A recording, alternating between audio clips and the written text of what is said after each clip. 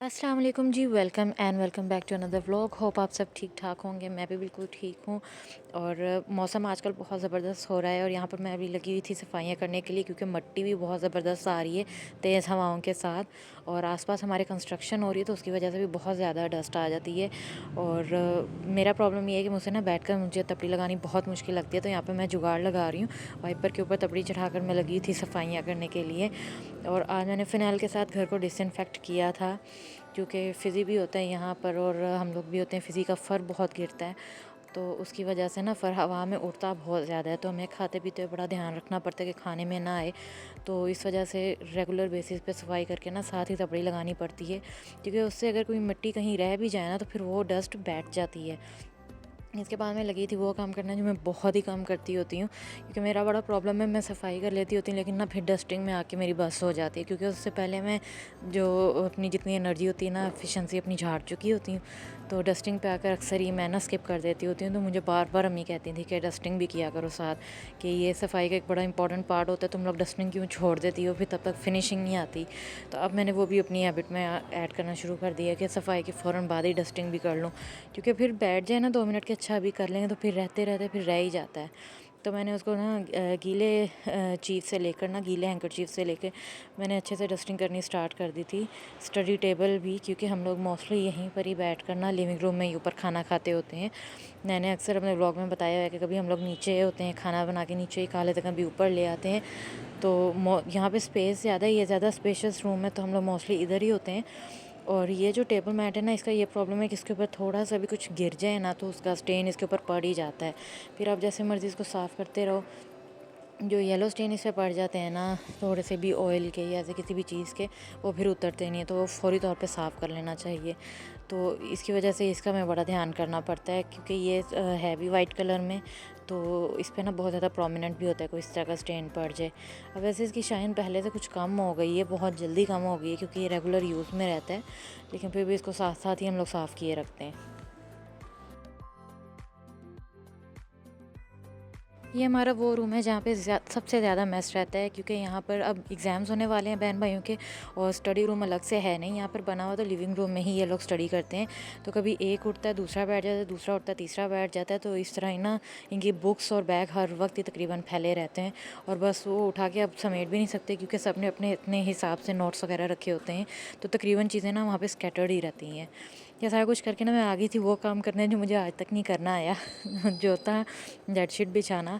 मैंने बहुत टाइम लिया ये काम सीखने में। मतलब कोई कोई चीज़ होती है इतनी इजी होती है, मैं फ़ौरन पिक कर लेती हूँ, और कोई कोई चीज़ होती है मुझे इतनी कॉम्प्लिकेटेड लगती है ना, जिस तरह बेडशीट बिछाना। मुझे आज तक ये परफेक्टली नहीं बिछानी आई। मैंने इतनी डांट खाई है इस काम पर, और इतनी दफ़ा मुझे वार्निंग भी मिली हुई है। मुझे मेरी फ्रेंड की बहन ने भी सिखाई हुई है। अब तो मेरी उस फ्रेंड की भी डेथ हो चुकी है काफ़ी अर्से से, और उसकी जो एल्डर सिस्टर थी, उन्होंने जिस तरह उसको सिखाया था उस तरह उन्होंने मुझे सिखाया था। तो अब मैं ज़रा फिर भी बिछाने लग गई हूँ। मतलब मुझे समझ ही नहीं आती थी कि आप इसको बिछाते हो तो आपने किस साइड से इसको पहले टर्न देना होता है, अंदर किस साइड से करते हो बेडशीट को। आज भी मुझे कहीं ना कहीं ना इसमें प्रॉब्लम आता है। बड़ा मैं कॉन्फिडेंटली नहीं बिछाती, लेकिन फिर भी बिछा लेती हूँ। और ये जो बेड के नीचे आपको एक और ये गद्दा फोल्ड हुआ नज़र आ रहा है ना, ये फिज़ी का बेड है, जिसको हम थोड़ा सा भी इसकी जगह से हटा लेना तो फिर ये नाराज़ हो जाता है, फिर शोर करता है कि मुझे मेरा बेड नहीं नज़र आ रहा। तो इसको हमने अपने बेड के नीचे ही रखा है, क्योंकि ये हमारे पास पास ही सोना इसको पसंद है, और ये साइड पर नहीं सोता, तंग होता रहता है, चक्कर लगाता रहता है। तो बिल्लियाँ जब ज़्यादा अटैच होती हैं ना आपसे, तो उनकी मोस्टली आदत होती है कि वो बेड पर चढ़ के आपके पास ही सोती हैं, आपके पाँव के पास।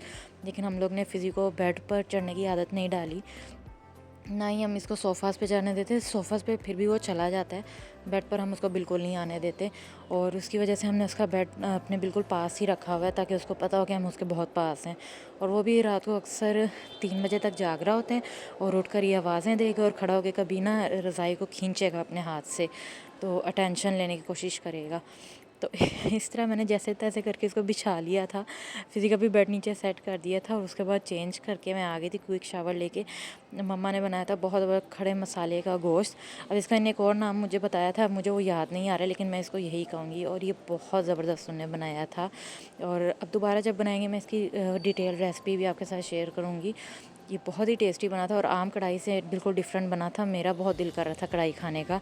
हालांकि मैं नॉर्मली चिकन का बहुत शौक़ है मुझे, लेकिन ना ये बीफ में मुझे खड़े मसाले का गोश्त मुझे बहुत ज़बरदस्त लगता है, बीफ कढ़ाई और बीफ खड़े मसाले का गोश्त। अब इंशाल्लाह जब बनाएंगे ना, मैं उसकी रेसिपी भी इंशाल्लाह ताला शेयर करूँगी।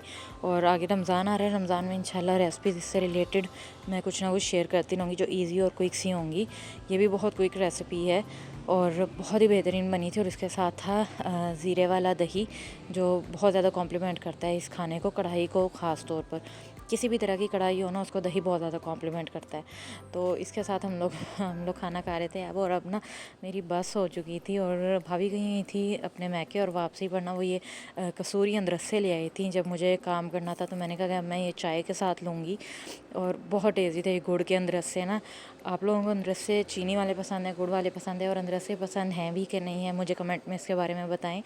और अब ना बिल्कुल मैं ड्रेन होकर बैठ गई थी अपना काम करने के लिए। अचानक मुझे ऑनलाइन होना पड़ा और साथ में मैं अब अंदरसे को एंजॉय करूँगी और चाय को एंजॉय करूँगी। और अगर आपको व्लॉग अच्छा लगा है तो आपने वीडियो को लाइक कर देना है, चैनल को सब्सक्राइब कर देना है, और मुझे अपने टेस्ट के बारे में बताएं अंदरसों के हवाले से कमेंट में।